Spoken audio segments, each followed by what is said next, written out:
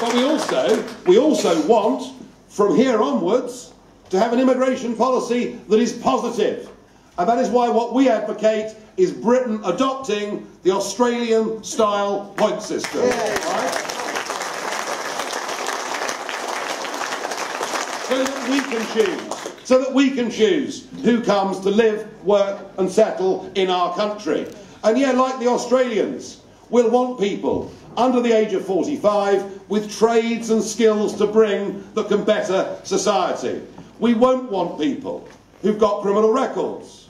We won't want people to come here unless they've got health insurance, so as not to be a burden on our health service. And we'll want people to come who can speak English, either then or very quickly, and who will integrate in our society. I want to take immigration back to what it was from 1950 until nearly 2000, when net about 30,000 people a year from all over the world settled in Britain. It is now 300,000 a year. It is completely unsustainable, and we're the only party with the guts and the honesty to stand up and say to the electorate, only UKIP offers a positive solution to what is a great crisis in the lives of many people.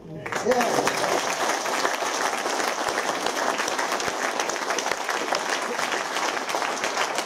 So you might have noticed there was a leaders' debate that took place a few days ago, and in it I talked about this subject, and I said I thought actually it was wrong that people should be able, who've never been to this country before, to get on an aeroplane, to land at Heathrow Airport, and to go and get an HIV test, which, if it was positive, meant the government here would give them the retroviral drugs costing over £20,000 a year. I made the point that I thought that was wrong, given that we are now denying cancer treatment to men and women in their 80s on the basis we simply can't afford it.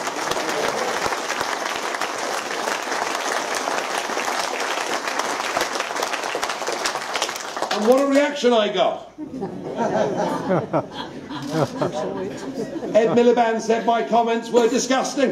The Welsh nationalists, Scottish nationalists, Green, I mean, they all lined up to condemn me. And then the Education Secretary, Nicky Morgan, said that my comments were stomach-churning. Well, I would say to our political class, and that's what they are, they're a political class, it's actually quite difficult to tell the difference between any of them.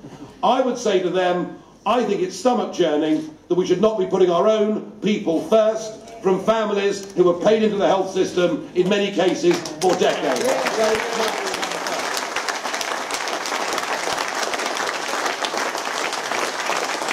And I think on issues like that, I believe we are more in touch with public opinion than they are. The Prime Minister tries to give us the impression, and the Lib Dems sometimes do, although that relationship between Cameron and Clegg, I mean, do you remember the vows in the Rose Garden 5 years ago? That does appear to have gone a bit wrong. But they'll all tell you that you should vote for them again, because in government they've made such a huge success of the economy. You know, we're all feeling the benefits of this great recovery. Are we feeling it in Margate, the great benefits of this recovery? Interesting, because I find that almost everywhere I go. And the truth is this: yes, we do have some growth now within the British economy, but we've done it by continuing borrowing on a truly epic scale.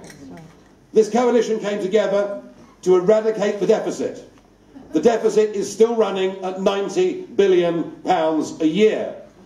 And given Mr Cameron's unfunded promise to the NHS overnight, it would appear to me there's not much prospect of it coming down. Should that worry us? Yes. Well, let me put it to you like this. When Cameron and Osborne took over, our national debt, that debt that we'd accumulated since before the Napoleonic Wars. So in 2010, our national debt was 850 billion sterling. It is now 1.5 trillion sterling. They have doubled the national debt in the space of 5 years. Our interest repayments on that debt, even though interest rates, as you know, are right on the floor at the moment, Our interest repayments on that debt are already bigger than the defence budget, and within another 5 years will be as big as our education budget. So this does actually matter, and I think there is a complete lack of honesty from the other political parties about the level of indebtedness. Of course there's growth. You know, if you all go out and max out your credit cards for the next 3 months, your lifestyles will improve. But at some point, you're going to have to pay it back. So there is, I think, a lack of honesty on this, and we will next week be producing our manifesto, and we will be the only party with a fully costed manifesto, because we're going to suggest where cuts can be made.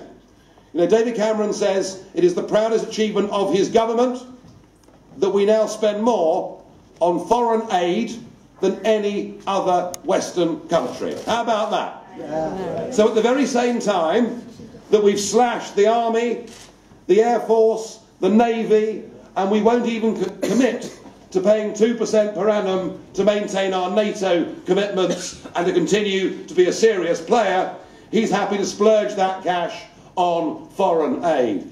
We would drastically reduce it, and we would save £10 billion a year by not having that massive foreign aid contribution. That'd be a start, wouldn't it, to reducing the deficit.